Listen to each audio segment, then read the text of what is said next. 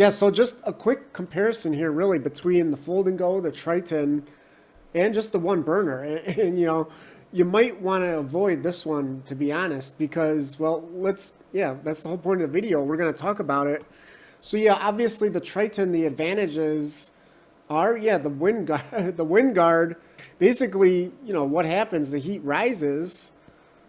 Well, normally it rises unless the wind kind of carries it off, to who knows where.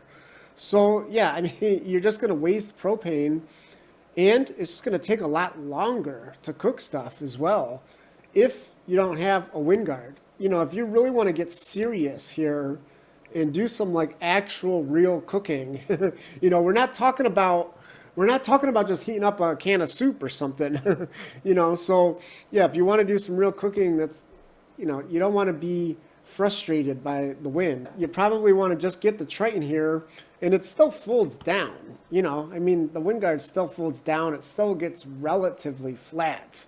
Now, it's just big. It's going to be still big and long.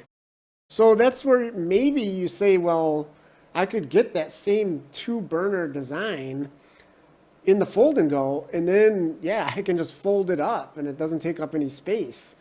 And that sounds like a great idea. But think about it. If you're using two burners, then you're cooking with two pots at least, right? I mean, yeah, maybe you're cooking some breakfast and you're heating up some water at the same time. So, yeah, you got multiple pans, pots, kettles. That stuff takes up a lot of space, doesn't it? So I don't know, if you got to have all that stuff with you, does it make sense to try to make the burner as small and compact as possible? Again, yeah, I think I think if you want to go compact here, just go with the one burner, because then, yeah, it just makes more sense. You're going to have one little pot, one little pan to go with it, and that's it. You're not going to bring half your kitchen with you, are you? So yeah, the Fold and Go, it seems like the best one here, but yeah, in reality, it's a compromised product, isn't it? And, you might say, well, the one burner doesn't have a Windguard either. Again, yeah, that's true, but if you're using just the one burner, maybe you are just heating up a can of soup, So, yeah, it's not going to be the end of the world if it does take a little bit longer. And by the way, all three of these products do have the perfect flow, perfect heat, all these terms that Coleman likes to use. If you read the reviews, you'll see that they're not all perfect.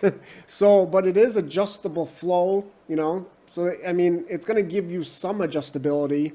And yes, the push button, yeah, the ignition. So that's nice as well, no matches.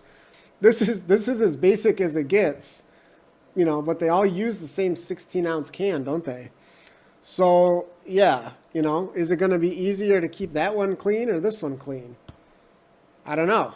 If you only use one burner on this one, the it's still going to probably splatter onto the other one, isn't it? So you're still going to have to clean, you're going to have to clean both of them, even if you just use one of them. But I guess, well, I mean, I don't know. You could make the argument you're going to have to clean. Good luck cleaning this one. You're going to have to clean all in here, all on the inside of the Windguard and down here. So, yeah, the cleaning is an aspect as well, something to consider. Whereas you just got the single burner. I mean, who cares, If you're just using it on a public picnic table, I mean, who cares if it makes a mess?